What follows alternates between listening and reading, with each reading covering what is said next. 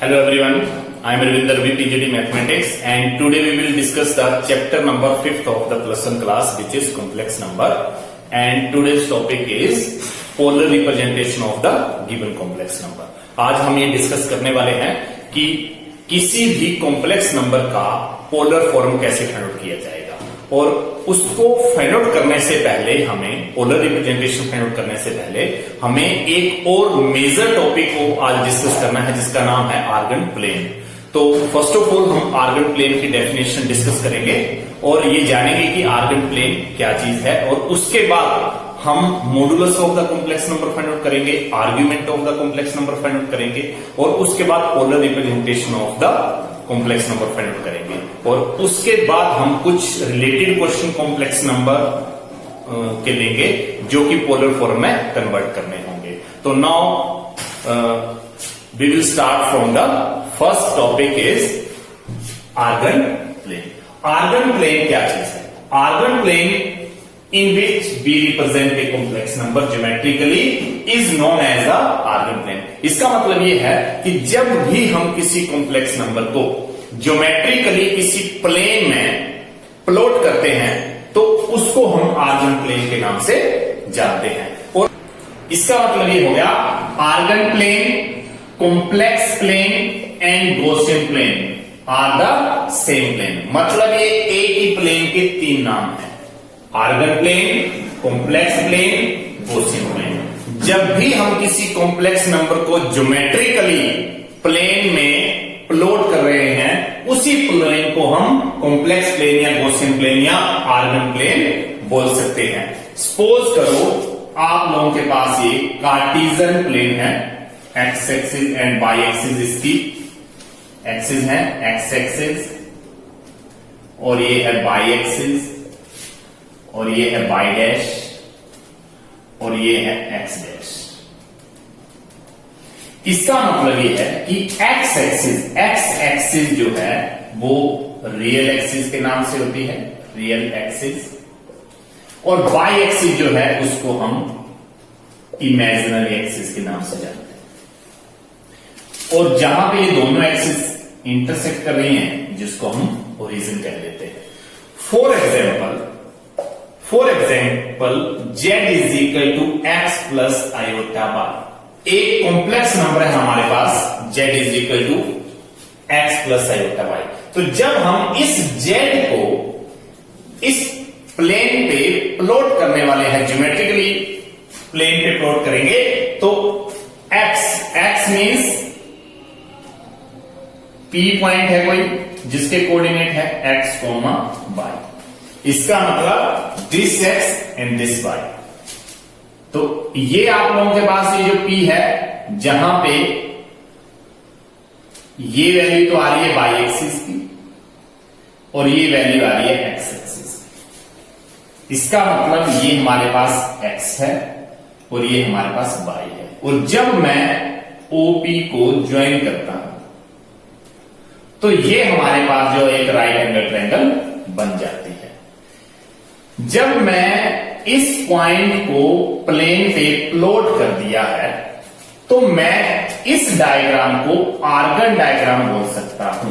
मैं इस डायग्राम को क्या बोल सकता हूं? Argon diagram.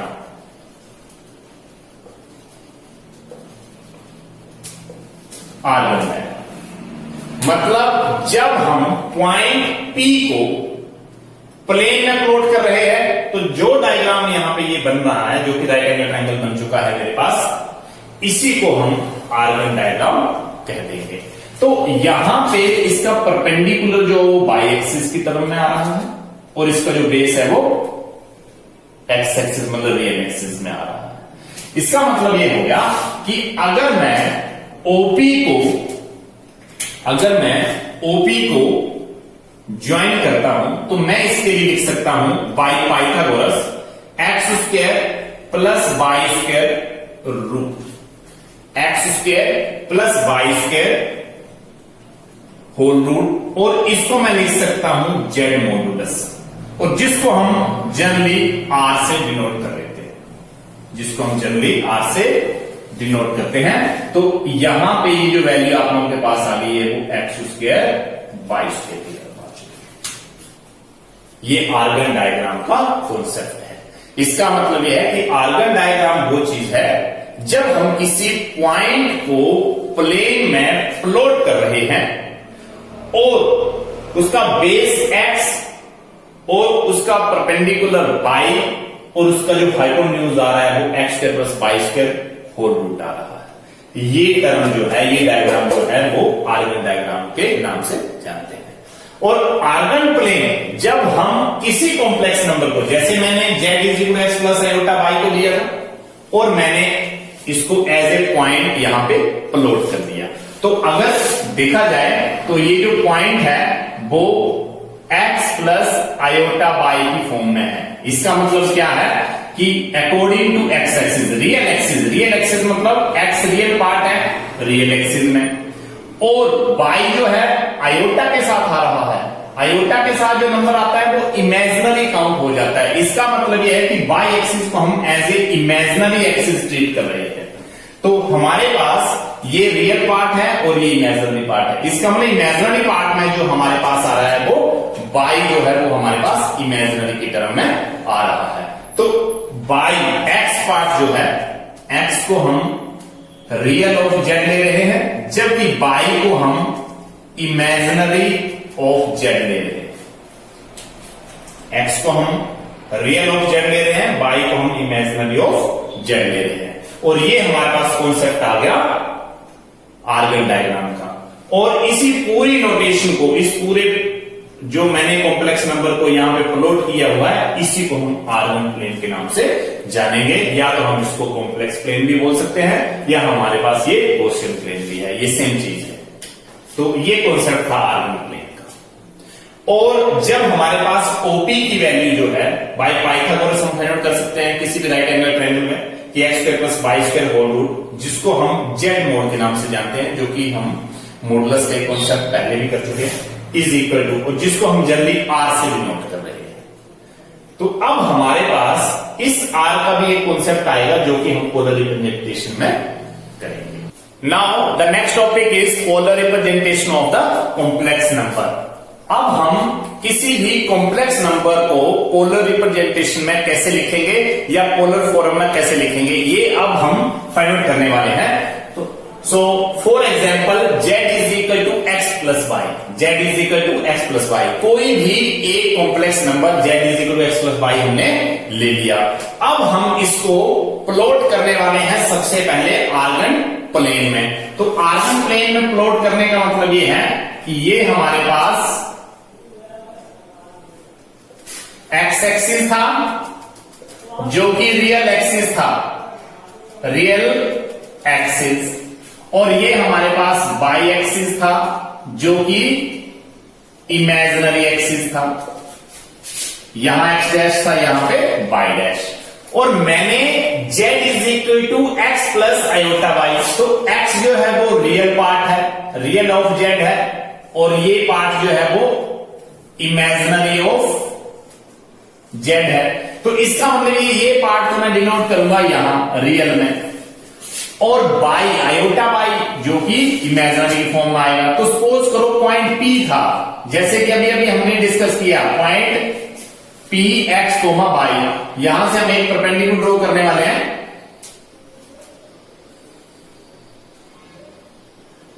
इसकी वैल्यू y है और इसकी वैल्यू x है।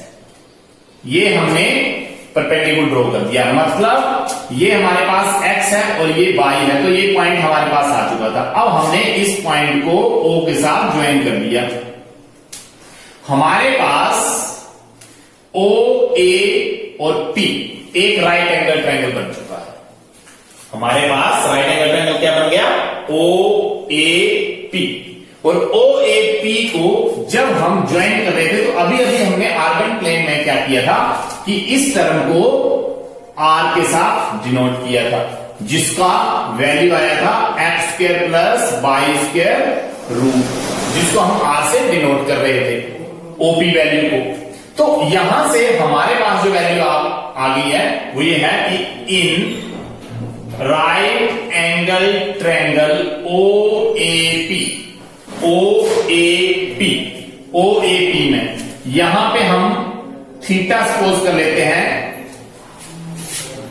देयरफॉर बेस अपॉन हाइपोटेन्यूज, इसका मतलब x upon r, base upon hypotenuse trigonometry की हेल्प से करने जा रहे हैं। Base upon hypotenuse, it can written as cos theta.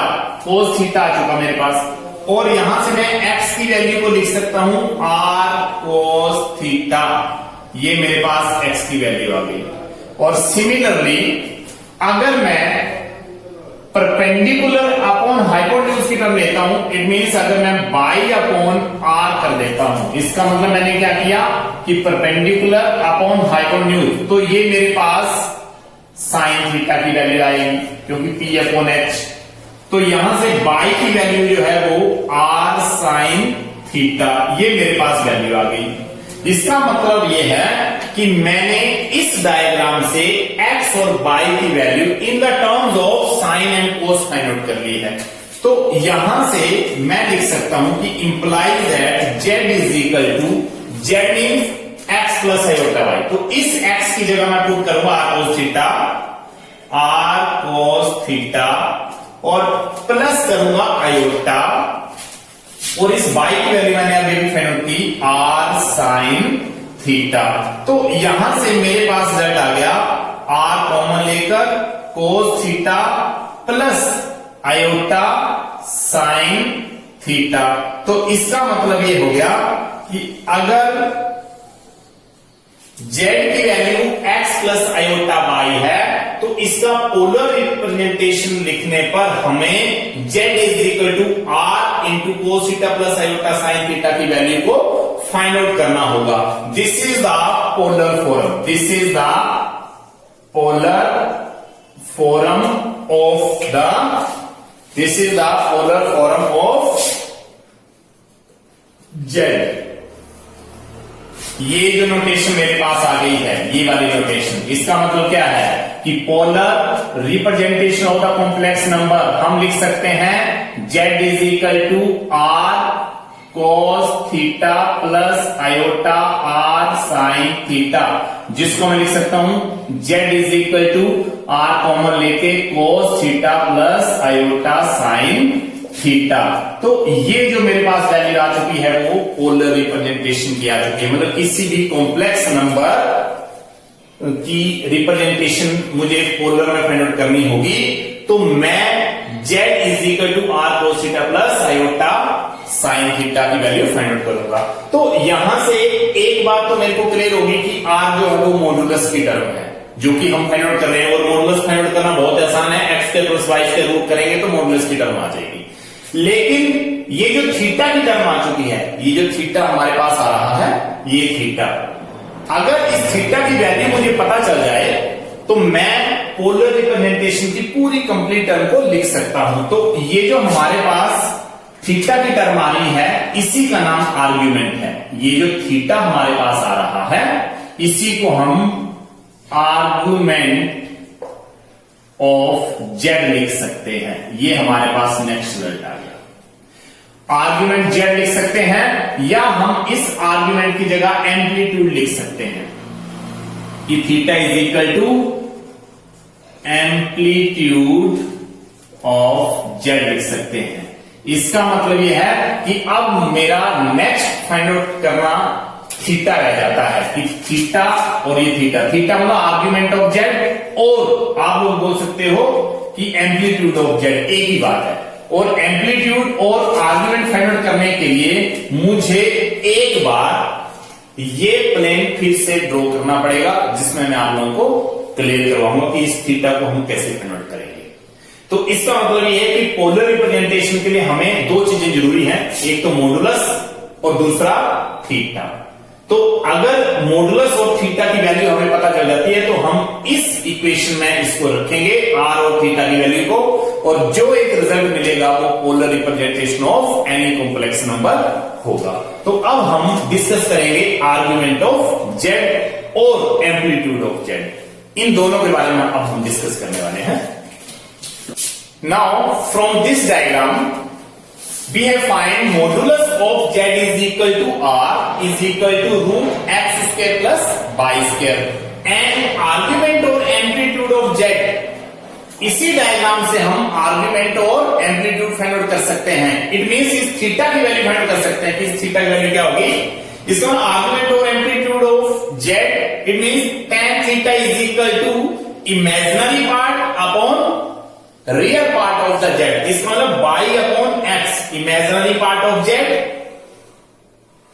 And real part of z, x means real part of z, and theta is equal to इस tan को इस side ले जाने के बाद tan inverse y upon x। This is the value of argument of Z. इसका मतलब ये कि थीटा की वैल्यू फाइंड करने के लिए हम क्या करेंगे कि tan theta is equal to y upon x। इसका मतलब perpendicular upon base. tan theta क्या होता है, परपेंडिकुलर अपॉन बेस। और थीटा की वैल्यू फाइंड करने के लिए tan inverse y upon x की वैल्यू रखेंगे, तो वहां से हमारे पास आर्ग्यूमेंट की वैल्यू भी आ जाएगी। लेकिन इस आर्ग्यूमेंट की वैल्यू नेगेटिव हो सकती है, पॉजिटिव हो सकती है, वो डिपेंड करेगा कि ये पॉइंट फर्स्ट क्वाड्रेंट में लाई कर रहा है या ये P पॉइंट सेकंड क्वाड्रेंट में लाई कर रहा है, या पॉइंट P जो है वो थर्ड क्वाड्रेंट में लाई कर रहा है, या पॉइंट P जो है वो फोर्थ क्वाड्रेंट में लाई कर रहा है।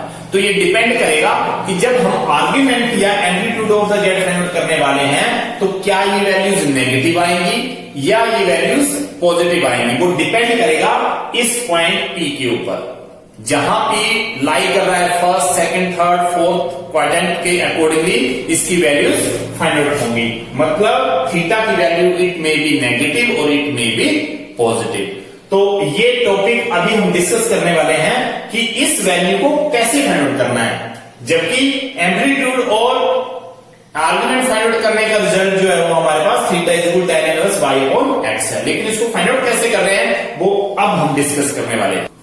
नाउ अब हम डिस्कस करने वाले हैं कि जो एम्पलीट्यूड या आर्ग्यूमेंट की टर्म है वो पॉजिटिव या नेगेटिव कौन से क्वाड्रेंट के अकॉर्डिंगली आएगा, वो हम डिस्कस करने वाले हैं। तो सबसे पहले तो हम डिस्कस करने वाले हैं कि x एक्सिस और y एक्सिस, ये जो हमारे पास एक कार्टेशियन प्लेन है जिसमें मैंने डायग्राम बना रखा है, कुछ इसमें मैंने टर्म्स ब्लैक टर्म्स लिखी हैं और कुछ टर्म्स जो वो रेड लिखी हैं। तो फर्स्ट ऑफ ऑल आप लोगों ने इन ब्लैक को फोकस करना है, रेड की तरफ ध्यान नहीं देना है। ब्लैक वाली टर्म जो है उस पर फोकस करना है। ये हमारे पास x एक्सिस है और ये हमारे पास y एक्सिस है। x एक्सिस और y एक्सिस आपको समझ आ रहा होगा, ये हमारे पास x एक्सिस है और ये हमारे पास y एक्सिस है।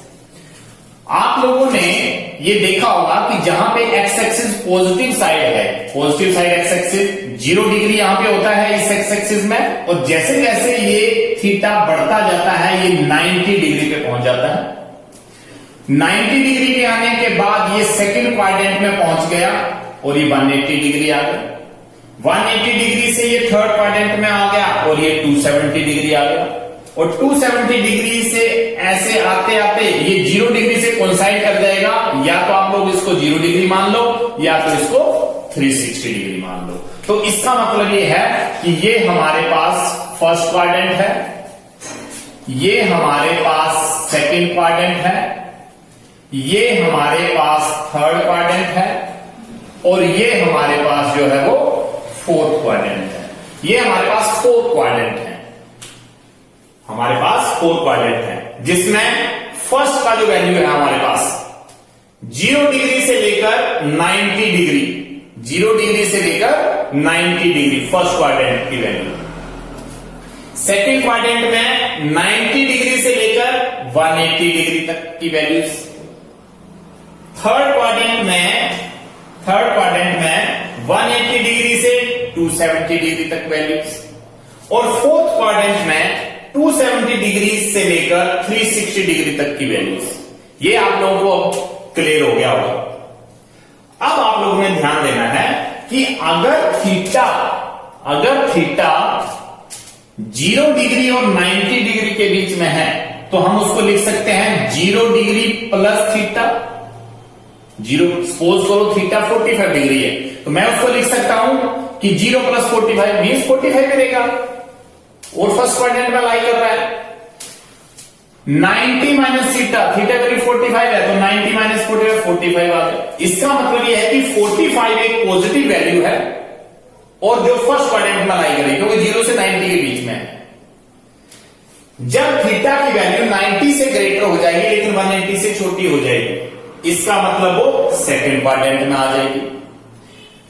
थर्ड क्वाड्रेंट में आते आते वैल्यू जो है वो 180 से ज्यादा और 270 से कम वैल्यू, और फोर्थ क्वाड्रेंट में 360 से वैल्यू कम और 270 से ज्यादा। तो इसके लिए मैंने 0 प्लस थीटा या 90 माइनस थीटा, 90 माइनस थीटा करेंगे तो डेफिनेटली फर्स्ट क्वाड्रेंट में लाई करेंगे, 90 प्लस थीटा करेंगे तो सेकंड में, या सेकंड क्वाड्रेंट के लिए 180 माइनस थीटा कर दो तो भी ये सेकंड क्वाड्रेंट में होगा। थर्ड क्वाड्रेंट की बात करें तो थर्ड क्वाड्रेंट में 180 प्लस थीटा करते हैं तो भी ये थर्ड क्वाड्रेंट में है, या 270 माइनस थीटा कर देते हैं तो भी ये 70 में है। फोर्थ क्वाड्रेंट की बात करें तो 270 प्लस थीटा या हम 360 माइनस थीटा करें, और 360 और 0 कोइंसाइड कर रहे हैं तो इस 0 की जगह मैंने 360 लिख दिया है, तो इसका मतलब 0 माइनस थीटा माइनस की टर्म में आएगी या 360 माइनस थीटा। तो अभी हम फोकस कर रहे थे ब्लैक टर्म्स के ऊपर, जहां जहां मैंने ब्लैक टर्म्स लिखा था उस पे हम फोकस कर रहे थे। अब हमारा क्वेश्चन आ गया है कि अब हमारे पास कहां नेगेटिव और कहां पॉजिटिव वैल्यू, इसका पता लगाना है। तो सबसे पहले मैंने जहां पे रेड ब्रैकेट लिखे हैं यहां पे, जैसे ये लिखा मैंने, ये लिखा है, ये लिखा है, ये लिखा है, तो इसमें कहीं ना कहीं पाई अपॉन 2 की टर्म है। तो आज तक आप लोगों ने 10th क्लास तक डिग्री मेजर में ही सारे क्वेश्चन पढ़े, मतलब जहां पर भी एंगल की नोटेशन आती थी तो वहां पे लिखा होता था 60 डिग्री, 30 डिग्री, 90 डिग्री, 120 डिग्री, इस तरीके से। लेकिन यहां पे प्लस वन में आके हमारे पास एंगल को मेजर करने के दो मेथड है, एक है हमारे पास रेडियन मेजर और एक है डिग्री मेजर। रेडियन मेजर का मतलब यह है कि जिसको हम पाई की नोटेशन में लिख रहे हैं, जो एंगल पाई की नोटेशन में लिखे जा रहे हैं उनको हम रेडियन मेजर में लिख रहे हैं, और जो डिग्री की मेजर में है वो डिग्री की मेजर। इसका मतलब यह है कि इस पाई की वैल्यू को अगर हम 180 ट्रीट करते हैं, 2 इंटू 180 मतलब 360।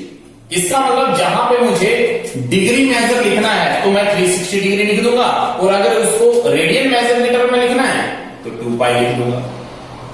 पाई मीन्स 180 डिग्री, पाई को 2 से डिवाइड कर देंगे इसका मतलब 90 डिग्री, पाई को 3 से डिवाइड कर देंगे 60 डिग्री, पाई को 4 से डिवाइड कर देंगे 45 डिग्री, पाई को 6 से डिवाइड कर देंगे 30 डिग्री। तो यहां पर जैसे मैंने ये लिखा है 0 to pi upon 2, pi upon 2 को 90, पाई अपॉन 2 मीन्स 90 वैल्यू। यहां मैंने लिखा पाई अपॉन 2 पाई, पाई मतलब 180। इसका मतलब ये जो इंटरवल मेरे पास आ रखा है वो 90 से लेकर 180 तक है, जबकि ये वाला इंटरवल कितना है 0 to pi upon 2, pi upon 2 मतलब 90। अब हम जहां जहां रेड वैल्यूज हैं उनको फोकस कर रहे हैं। अब आप लोग ब्लैक को छोड़ दो, रेड पे आ जाओ। अगर थीटा लाई करेगा 0 टू 90, 0 टू 90, तो 0 टू 90 का मतलब एंगल ऐसे जाएगा, ऐसे एंगल जा रहा है इस नोटेशन में,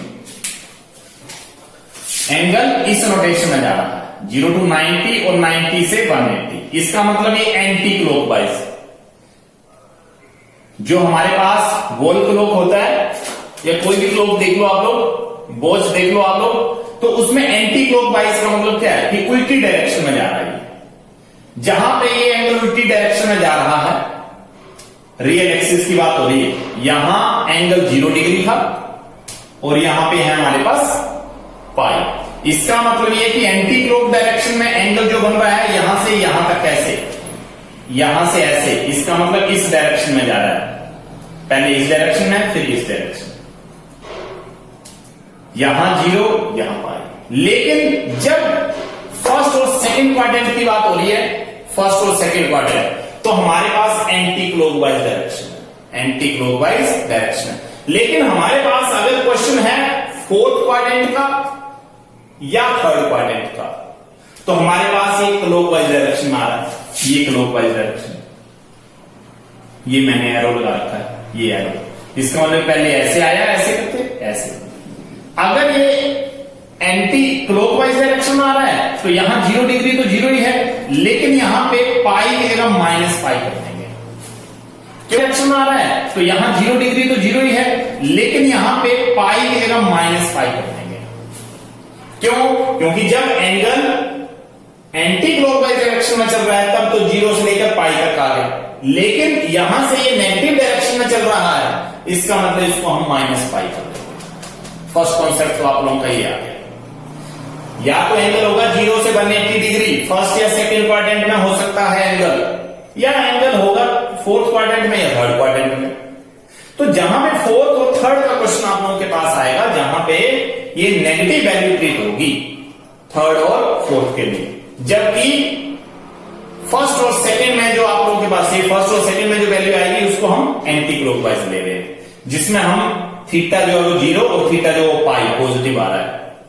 जहां पे फोर्थ क्वाड्रेंट और थर्ड क्वाड्रेंट की बात है, वहां पे वैल्यू जो है वो क्लॉकवाइज डायरेक्शन में और ये नेगेटिव एंगल की टर्म में आ रही है, तो इसको नेगेटिव हम कर रहे हैं।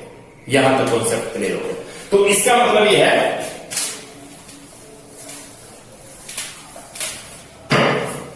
अब हमें ये समझना है कि जो प्रिंसिपल वैल्यू आ रहा है वो क्या कॉन्सेप्ट है। Principal value of argument theta if theta belongs to 0 to pi, या तो थीटा 0 टू पाई में आ रहा है और 0 टू माइनस पाई, या तो 0 टू पाई मतलब नेगेटिव डायरेक्शन में आ रहा है, या तो 0 टू पाई पॉजिटिव डायरेक्शन में, या तो 0 to minus pi negative direction में। इसका मतलब theta is known as the principal value of argument. इसका मतलब ये है कि थीटा की वैल्यू या तो एंटी क्लॉकवाइज डायरेक्शन फर्स्ट और सेकंड क्वाड्रेंट में आ सकती है, या तो नेगेटिव डायरेक्शन में फोर्थ या थर्ड क्वाड्रेंट में आ सकती है। तो ये जो वैल्यूज आप लोगों के पास आएंगी वो प्रिंसिपल वैल्यूज ऑफ आर्ग्यूमेंट होंगी। यहां तक आप लोगों को क्लियर हो गया। Now the next diagram, first quadrant, second quadrant, third quadrant, fourth quadrant. इसमें हमने एक रिजल्ट बना रखा है after school to college, after school to college, और हम बोल सकते हैं add sugar to coffee, add sugar to coffee. मतलब आफ्टर का ए, स्कूल का एस, टू का टी और कॉलेज का सी हमने ले लिया है। इसका मतलब यह है कि इस ए का मतलब यह है कि all trigonometric ratio are positive in first quadrant. इसका मतलब यह है, ए का मतलब all trigonometric ratio are positive in the first quadrant, मतलब फर्स्ट क्वाड्रेंट में कोई भी रेशियो का क्वेश्चन है। इसका मतलब sine theta, cos theta, tan theta, cot theta, secant theta, cosecant theta, सारी की सारी वैल्यू जो होंगी वो फर्स्ट क्वाड्रेंट में पॉजिटिव होंगी। सेकंड क्वाड्रेंट की बात करते हैं, तो सेकंड क्वाड्रेंट में साइन एस से है, तो इसका मतलब ओनली साइन थीटा एंड इसका reciprocal cosecant theta, cosecant theta are positive.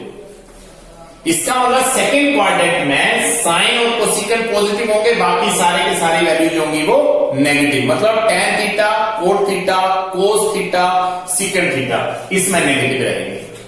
Third quadrant में टी है, टी का मतलब टेन थीटा एंड इसका रेसिप्रोकल कोट थीटा, ये वैल्यू पॉजिटिव है, बाकी नेगेटिव। इसका मतलब sine theta, cos theta, secant theta, cosecant theta इसमें नेगेटिव रहेंगे, मतलब ये दो वैल्यू यहां पे पॉजिटिव रहेंगी, only tan theta and cot theta. Last fourth quadrant में सी, सी का मतलब कोस थीटा एंड इसका रेसिप्रोकल सीकेंट थीटा पॉजिटिव। इसका मतलब क्या है कि लास्ट वाले में 6 थीटाज में से 6 रेशो में से cos theta and secant theta, only cos theta secant theta positive and remaining are sine theta, cosecant theta, tan theta, cot theta, ये वाले इसमें नेगेटिव आएंगे। तो यहां से आप लोगों को ये क्लियर हो गया कि याद रखने के लिए आफ्टर स्कूल टू कॉलेज आप लोग कर सकते हो। आफ्टर मतलब ऑल थीटाज, स्कूल मतलब एस यहां से लेंगे, एस का मतलब साइन थीटा और इसका ऑपोजिट कोसिकेंट थीटा। 2 से टी लेंगे only tan theta and cot theta, और यहाँ पे c मतलब cos थीटा और इसका रेसिप्रोकल, बाकी सारे नेगेटिव।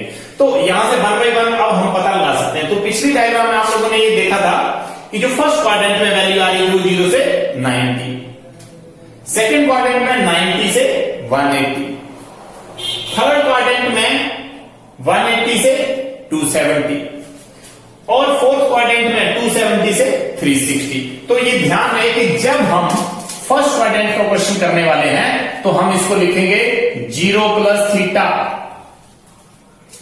फर्स्ट क्वाड्रेंट के लिए 0 प्लस थीटा। सेकंड क्वाड्रेंट के लिए करना है सेकंड क्वेश्चन यहां पे, तो हम ओनली लिखेंगे 180 माइनस थीटा, और इसको मैं लिख सकता हूं pi minus theta, pi minus theta मतलब 180 की जगह पाई।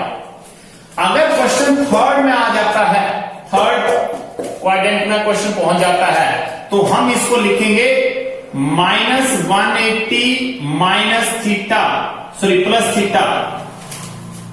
थर्ड क्वाड्रेंट में आने पर माइनस, वैसे तो ये थर्ड क्वाड्रेंट का मतलब क्या है कि 180 प्लस थीटा, क्योंकि थर्ड क्वाड्रेंट पर जब हम पहुंचते हैं तो 180 में ऐड करेंगे तो थर्ड में पहुंचेंगे, लेकिन जब हम ये थर्ड में आ रहे होते हैं तो डायग्राम ऐसे होता है, डायग्राम जो है वो क्लॉकवाइज डायरेक्शन में होता है, तो यहां पे हमें नेगेटिव लगाना पड़ता है। तो इसके लिए हम माइनस पाई प्लस थीटा भी लिख सकते हैं, माइनस पाई प्लस थीटा। और जहां फोर्थ क्वाड्रेंट की बात आती है तो फोर्थ क्वाड्रेंट वैसे तो ये 360 होता है, 360 माइनस थीटा होता है ये, क्यों? क्योंकि ये इस लाइन में 0 360 कॉन्सेप्ट कर जाते हैं, तो फोर्थ क्वाड्रेंट में वैल्यू आने का मतलब 360 से हम लेस करेंगे, तो इसका मतलब ये कि 360 को लिखा जाता है 0, तो 0 माइनस थीटा, तो यहां पे 0 माइनस थीटा का मतलब माइनस थीटा, यहां पे माइनस थीटा की टर्म आ सकती है। इसका मतलब ये है कि हमारे पास अगर क्वेश्चन है फर्स्ट क्वाड्रेंट का तो थीटा इस वे से निकलेगा, अगर है क्वेश्चन सेकंड क्वाड्रेंट का तो थीटा इस तरीके से निकलेगा, अगर है थर्ड क्वाड्रेंट का तो थीटा इस तरीके से निकलेगा। यहां पे माइनस पाई हमें करना है, क्यों? क्योंकि वो नेगेटिव डायरेक्शन में आ रहा है, और यहां पे 360 माइनस थीटा जिसको हम 0 माइनस थीटा और माइनस थीटा टर्म में ले रहे हैं। तो याद रखने के लिए आप लोग ऐसा समझ सकते हो कि फर्स्ट क्वाड्रेंट में जो वैल्यू आपके पास आ रही है उसका आर्गुमेंट 0 प्लस थीटा की टर्म में निकाला जा सकता है, सेकंड क्वाड्रेंट में पाई माइनस थीटा की टर्म में निकाला जा सकता है, थर्ड में माइनस पाई प्लस थीटा की टर्म में निकाला जा सकता है, और यहां पे माइनस पाई, वैसे तो ये 180 प्लस, क्यों? क्योंकि थर्ड कॉन्सेप्ट का मतलब क्या था कि 180, सपोज करो फॉर एग्जांपल 210 डिग्री एंगल है, तो मैं इसको 180 प्लस 30 डिग्री लिखूंगा, 180 डिग्री प्लस 30, लेकिन क्या हो रहा है कि 210 यहां पे ये वैल्यूज आ रही है, ये है 210 डिग्री का एंगल, क्यों? क्योंकि यहां से 90 फिर ये 180 में 30 और ऐड कर दिए, तो लेकिन हम इसको इस डायरेक्शन में नहीं ले रहे हैं, हम इसको इस डायरेक्शन में ले रहे हैं, तो ये जो ऑपोजिट डायरेक्शन आ रहा है उसकी वजह से यहां पे 210 डिग्री को लिखा जाएगा -80 डिग्री प्लस 30 डिग्री, ये वैल्यू लिखी जाएगी यहां पे इस चीज के लिए। तो ये आप लोगों को जब क्वेश्चन में क्लियर हो जाएगा, ये बात जब हम क्वेश्चन करेंगे तो ये सारी चीज का आप लोगों को क्लियरेंस होगा। फोर्थ में डायरेक्टली आप लोग माइनस थीटा कर सकते हो, क्यों? क्योंकि 360 डिग्री को हम 0 डिग्री भी लिख सकते हैं। तो जब आप लोगों के पास किसी भी कॉम्प्लेक्स नंबर का पोलर रिप्रेजेंटेशन आएगा तब आप लोग इसको ये चेक कर सकते हो कि वो फर्स्ट क्वाड्रेंट में लाई कर रहा है या सेकंड में कर रहा है या थर्ड में कर रहा है या फोर्थ में कर रहा है। तो यहां पे मैं 4 डायग्राम बनाने जा रहा हूं। सपोज करो यहां पे एंगल है, सेकंड डायग्राम में एंगल यहां पे, ये आपके पास x डैश है, ये x है, ये y है, ये y डैश है, मतलब एंगल यहां पे है, और ये एंगल यहां पे y डैश x डैश। ये फर्स्ट डायग्राम है, ये मेरे पास फर्स्ट डायग्राम है, ये थीटा की वैल्यूज है, ये थीटा है इसका, और ये सेकंड डायग्राम। इसका मतलब क्या हो गया कि जब हमारे पास ये थीटा फर्स्ट क्वाड्रेंट में है तो हम इसको x बिलोंग्स टू, x जो बिलोंग करेगा वो ऐसे करेगा कि x belongs to 0 plus theta, इसका मतलब ये होगा। सेकेंड वाले में x belongs to 180 minus theta. First और सेकेंड डायग्राम से जो थीटा की टर्म आप लोगों के पास आएगी वो 0 प्लस थीटा हो सकता है, क्योंकि ये फर्स्ट क्वाड्रेंट में 0 से लेकर 90 के बीच में ये थीटा रहेगा। इसका मतलब ये है कि यहां पे जो आर्ग्यूमेंट आएगा वो ओनली 0 प्लस थीटा आएगा। यहां आर्ग्यूमेंट की बात आ रही है, आर्ग्यूमेंट यहां अगर फाइंड आउट करना होगा तो 180 माइनस थीटा, जिसको मैं लिख सकता हूं पाई माइनस थीटा। यहां पे इसका ये फर्स्ट रिजल्ट, सेकेंड डायग्राम का ये रिजल्ट, और थर्ड डायग्राम के लिए ये मेरे पास नेक्स्ट डायग्राम है थर्ड, जिसमें एंगल यहां पे है, ये एंगल यहां पे है।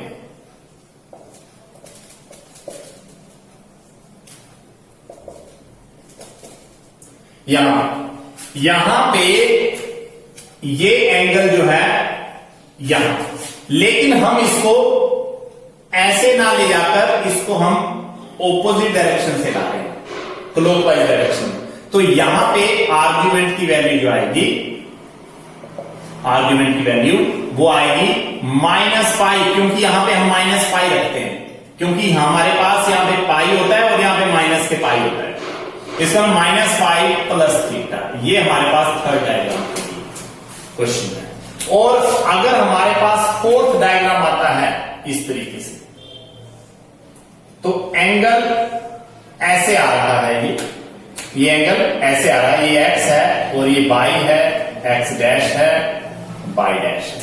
तो हम एंगल को ऐसे ना लेकर हम एंगल को ऐसे लेंगे, तो ये फिर से माइनस थीटा की टर्म में आएगा। इसका मतलब क्या हो गया कि ये वाली वैल्यू 0 माइनस थीटा, या हम इसको लिख सकते हैं कि argument is equal to minus theta. तो ये आप लोगों को चारों के चारों डायग्राम आप लोगों को क्लियर हो गए हैं कि अगर क्वेश्चन आता है फर्स्ट डायग्राम, तो ये डायग्राम है डायरेक्टली 0 प्लस थीटा आर्ग्यूमेंट होगा इसका। सेकेंड डायग्राम में सेकेंड क्वाड्रेंट में वैल्यू आती है, तो आर्ग्यूमेंट जो होगा 180 माइनस थीटा, मतलब पाई माइनस थीटा। अगर इस थर्ड में वैल्यू आती है तो third minus pi plus theta, ये हम इसी वजह से ले रहे हैं क्योंकि ये क्लॉकवाइज डायरेक्शन में आ रहा है, उल्टी डायरेक्शन में आ रहा है, नेगेटिव डायरेक्शन में। और जहां फोर्थ की बात आएगी तो फोर्थ भी नेगेटिव में आ रहा है, तो इसका मतलब 0 minus theta, 0 minus theta minus theta, तो इसका आर्ग्यूमेंट माइनस थीटा की टर्म में आ सकता है। तो ये हमारे पास पोलर रिप्रेजेंटेशन का आर्गुमेंट फाइंड करने के लिए कॉन्सेप्ट था। अब हम इससे रिलेटेड एक या दो क्वेश्चन हम यहां पे करने वाले हैं, जिससे आप लोगों को ये क्लियरिटी हो जाएगी कि पोलर रिप्रेजेंटेशन के क्वेश्चन को किस तरीके से फाइंड आउट किया जा रहा है। तो अब हम करने वाले हैं कुछ question. Now our question is find the polar form of complex number √3 plus iota. Solution given z is equal to √3 plus iota. हमें एक कॉम्प्लेक्स नंबर मिला है z is equal to √3 plus iota, जिसका मैंने पोलर फॉर्म फाइंड आउट करना है।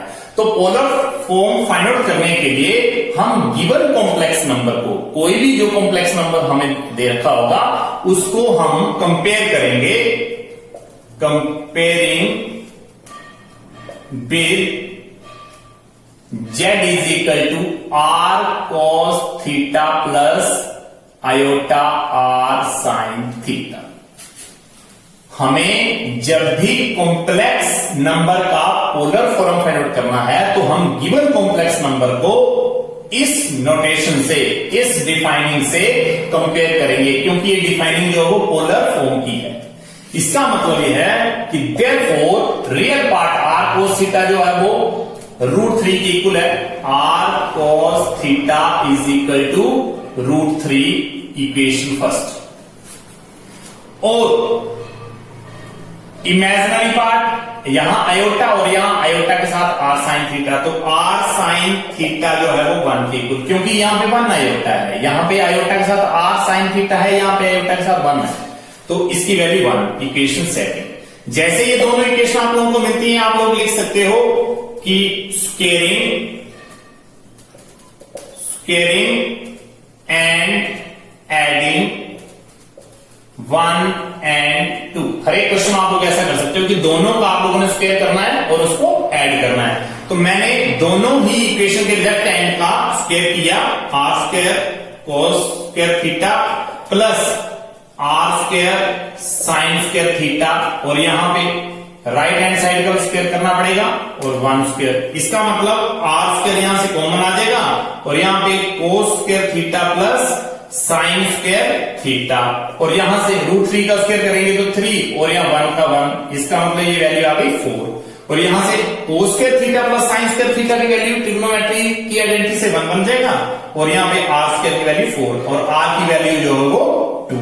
वैसे तो आर की वैल्यू जो वो ±2 आएगी, क्योंकि जब हम कोई भी value r square is equal to 4 और आर की वैल्यू जो वो √4, तो ±2 वैल्यू आ रही है।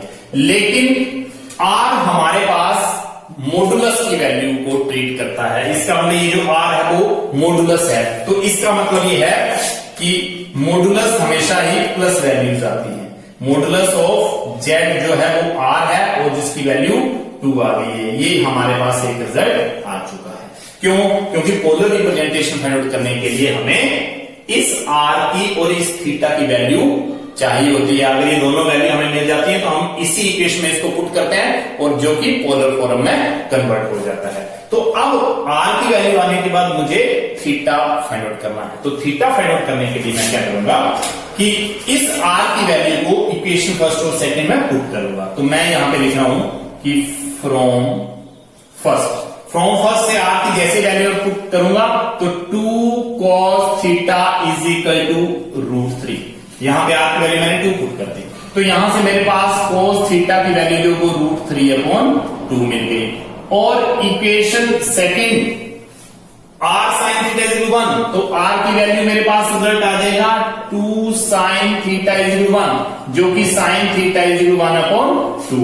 तो ये दो वैल्यूज मेरे को और मिल गई हैं जो कि cos थीटा की है और साइन थीटा की वैल्यूज हैं। और cos थीटा और साइन थीटा की वैल्यूज आने के बाद अब हमें पता लगाना है कि ये दोनों वैल्यू साइन थीटा और cos थीटा जो है कौन से क्वाड्रेंट में लाई करती हैं। तो मैं यहां पे लिख सकता हूं कि cos theta and sine theta are both positive. दोनों ही वैल्यू पॉजिटिव है। cos थीटा की वैल्यू भी पॉजिटिव आ रही है, साइन थीटा की वैल्यू भी पॉजिटिव आ रही है, और दोनों ही पॉजिटिव रेशियो जो है ये फर्स्ट क्वाड्रेंट में लाई करेंगे। क्यों? क्योंकि फर्स्ट क्वाड्रेंट में क्या था, वहां पे साइन कोस सारे के सारे थीटा जो थे वो रेशियोज थी ट्रिग्नोमेट्रिक, वो पॉजिटिव थी। तो इसका मतलब क्या हो गया कि यहां पे कोस और साइन पॉजिटिव है, तो यहां पे थीटा जो है वो लाई करेगा। थीटा लाइज इन फर्स्ट क्वाड्रेंट। और अगर थीटा फर्स्ट क्वाड्रेंट में लाई कर रहा है तो डेफिनेटली आर्ग्यूमेंट जो होगा वो 0 + थीटा होगा। तो अब हमें थीटा फाइंड आउट करना है। तो यहां से हम फाइंड आउट करने वाले हैं कि अगर मैं cos थीटा की वैल्यू √3/2 रखता हूं तो cos थीटा की वैल्यू, आप लोगों ने 10th में ट्रिग्नोमेट्रिक टेबल पढ़ा होगा, तो वहां पे cos की वैल्यू √3/2 जो थी वो 30 डिग्री पे आती थी। तो यहां पे cos 30 डिग्री, और cos 30 डिग्री को मैं लिख सकता हूं cos π/6। इसका मतलब थीटा की वैल्यू π/6। और सेम प्रोसेस में साइन थीटा को अगर हम रखते हैं तो साइन थीटा इज 1/2 कब आता है, जब साइन 30 डिग्री होता है। तो साइन 30 डिग्री की वैल्यू भी आप लोगों के पास 1/2 आएगी। तो ये हर एक क्वेश्चन ऐसा आप लोगों को मिलेगा कि जो थीटा की वैल्यू यहां सेटिस्फाई करेगी वो ही वैल्यू यहां सेटिस्फाई करेगी।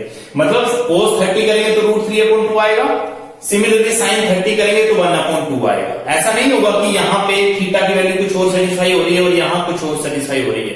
अगर ऐसा है तो क्वेश्चन गलत हो जाएगा।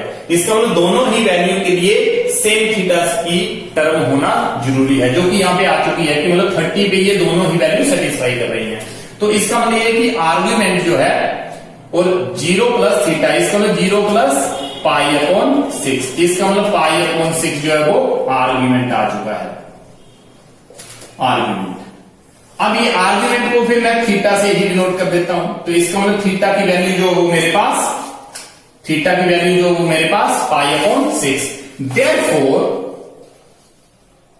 Polar form z is equal to r cos theta plus iota r sin theta, जिसको मैं लिख सकता हूं 2 और cos theta cos pi upon 6 plus iota, और यहां पे वैल्यू 2, ये वैल्यू r की 2 आ जाएगी, और sin थीटा की जो वैल्यू हमारे पास है वो आ जाएगी sin 30 पाई अपॉन 6, जिसको मैं लिख सकता हूं 2 और यहां पे लिखेंगे हम ब्रैकेट और cos pi upon 6 plus iota sin pi upon 6। This is the required result for the polar representation of z। ये आप लोगों के पास वैल्यू है। इसका मतलब ये है कि इस कॉम्प्लेक्स नंबर का पोलर फॉर्म जो है वो z इज इक्वल टू 2 और cos pi upon 6 plus iota sin पाई अपॉन 6, ये वाली वैल्यू जो एग्जैक्ट आंसर है। अब इस क्वेश्चन में एक और चीज में मैंने आप लोगों को बताना है। ये क्वेश्चन हमने थोड़ा लॉन्ग प्रोसेस में किया। अगर आप लोग इसी क्वेश्चन को शॉर्ट में करना चाहते हो तो आप लोग इस कंपैरिजन को, जैसे आप लोगों ने यहां पे ये किया है, तो यहां पे स्क्वेयरिंग और एडिंग करने की जरूरत नहीं पड़ेगी। मॉडुलस फाइंड आउट करने के लिए आप लोगों ने ये प्रोसेस किया है, तो आप लोगों के पास मॉडुलस फाइंड आउट करने का एक और तरीका था, जिसमें आप लोगों ने जेड मोड को लिखा था root x square plus y square, और एक्स का मतलब रियल पार्ट कितना है √3, इसका मतलब √3 का स्क्वायर, और बाई मतलब इमेजिनरी पार्ट, इमेजिनरी की वैल्यू यहां पे 1 है। इसका मतलब क्या होगा कि ये वैल्यू आप लोगों के पास जो है वो 3 + 1 मतलब √4 और वैल्यू 2। इसका मतलब जेड मॉडुलस की वैल्यू जो है वो यहां पर भी 2 ही आ रही है, जो कि आप लोगों ने पहले फाइंड आउट की थी। और अगर आप लोग आर्ग्यूमेंट की बात करते हैं आप लोग, तो हमारे पास आर्गुमेंट की वैल्यू का मतलब क्या कि tan theta is equal two by upon x था। बाई का मतलब क्या था? बाई का मतलब इमेजिनरी पार्ट का मतलब क्या था कि साइन थीटा की वैल्यू कितनी है 1/2, और एक्स की वैल्यू कितनी है r cos थीटा, तो r cos थीटा से हमने cos की वैल्यू √3/2 फाइंड आउट की है। तो यहां से वैल्यू 2 और 2 कैंसिल होने के बाद 1/√3 रह जाता है, 1/√3, और 1/√3 जो होता है वो tan 60 डिग्री की वैल्यू होती है। तो इसका मतलब tan theta is equal to tan pi upon 6, इसका मतलब theta is equal to pi upon 6। तो ये हमारे पास आर्ग्यूमेंट की वैल्यू है। इसका मतलब ये मॉडुलस है और ये आर्ग्यूमेंट है। अगर हम ये मॉडुलस और आर्ग्यूमेंट यहां और यहां पुट करेंगे तो भी हमारे पास ये सेम रिजल्ट आ सकता है। तो हमारे पास जो है वो 2 मेथड है, आप लोग किसी भी मेथड से इन क्वेश्चंस को सोल्व कर सकते हैं। तो एक क्वेश्चन अब हम और डिस्कस करने वाले हैं, जिसका कि हम पोलर फॉर्म ही फाइंड आउट करने वाले हैं। Now our next question is find the polar form of z is equal to -1 minus iota. It means solution में लिखेंगे given z is equal to -1 minus iota and comparing with z is equal to r cos theta plus iota r sin theta, और implies करके result क्या लिखेंगे कि r cos theta real part है, r cos theta is equal to -1 equation first, and r sin theta is equal to -1। क्यों? क्योंकि iota के साथ यहां पे -1 है, आयोटा के साथ -1 है, आयोटा के साथ यहां पे r sin थीटा है, तो कंपेयर करके r sin थीटा का वैल्यू -1। यहां पे हम लिखेंगे स्क्वेयरिंग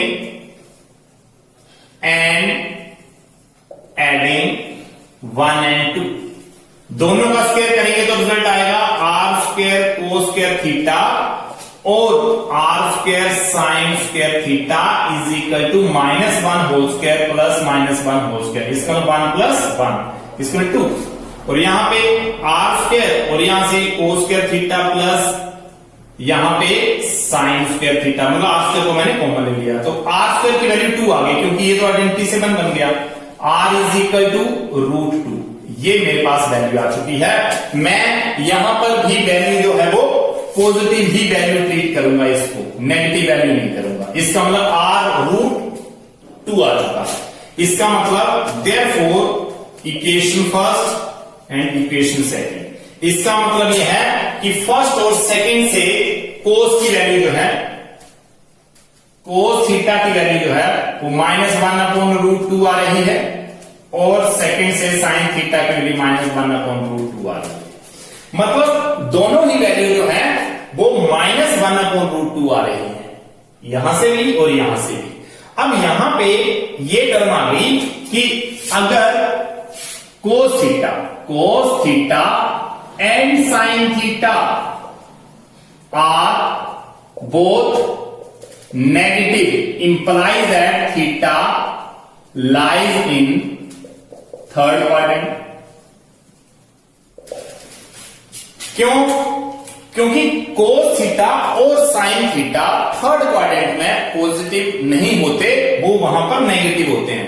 क्यों? क्योंकि थर्ड क्वाड्रेंट में tan और कोट की वैल्यू जो होती है वो नेगेटिव पॉजिटिव होती है, बाकी सारी की सारी वैल्यू जो होती है वो नेगेटिव। मतलब tan और कोट को छोड़कर थर्ड क्वाड्रेंट में साइन, कोस, कोसेकेंट और सेकेंट की वैल्यू जो है वो नेगेटिव रहती है। तो इसका मतलब थर्ड क्वाड्रेंट में लाई कर रहा है। इसका मतलब जो है वो आर्ग्यूमेंट जो है वो हमारे पास वैल्यू आ गई है। अब यहां पे ये वैल्यू है, तो ये थर्ड डायग्राम के क्वेश्चन अकॉर्डिंगली हो रहा है, क्योंकि ये थर्ड डायग्राम में आ गया। Cos theta and sine theta are both negative, theta lies in third quadrant. इसको थीटा यहां लाई कर रहा है, मतलब थीटा यहां ऐसे आ रहा है। लेकिन मैंने अभी जस्ट आप लोगों को ये समझाया है कि जब थर्ड क्वाड्रेंट में थीटा आएगा तो हम थीटा को इस डायरेक्शन में ना लेकर हम थर्ड क्वाड्रेंट वाले एंगल को इस डायरेक्शन से लेंगे, और इस डायरेक्शन से लेने पर आर्ग्यूमेंट जो है वो हमारे पास पाई प्लस थीटा के बजाय -पाई प्लस थीटा की टर्म में आएगा।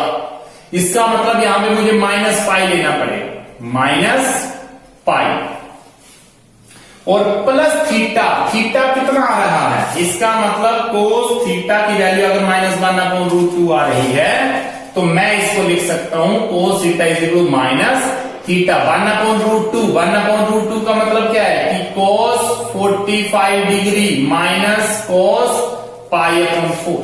इसका मतलब क्या हो गया कि cos 45 डिग्री पे 1/√2 होता है।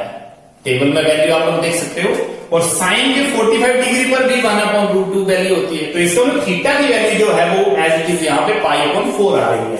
तो इसका मतलब पाई प्लस थीटा करने पर मुझे -पाई प्लस π/4 करना पड़ेगा। मतलब क्या था कि ये जो मैंने -पाई लिखा वो तो मैंने इस डायरेक्शन की वजह से लिख दिया। क्यों? क्योंकि मुझे ऐसे ना जाकर इसको ऐसे करना है शॉर्टेस्ट पाथ में। तो शॉर्टेस्ट पाथ के लिए मुझे यहां पे क्लॉकवाइज में जाना पड़ा, और क्लॉकवाइज जो होता है वो फिर नेगेटिव की टर्म में आता है। तो इसको थर्ड जो है वो -पाई प्लस थीटा की वैल्यू जो है वो यहां पे 45 कंसीडर हो रही है, तो वो 45 ही मुझे लेनी है।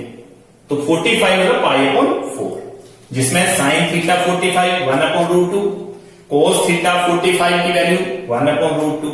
इसका मतलब -पाई प्लस π/4, और इसको सोल्व करने के बाद मेरे पास जो वैल्यू आएगी वो 4 पाई प्लस पाई, जिसको मैं लिख सकता हूं -3 π/4।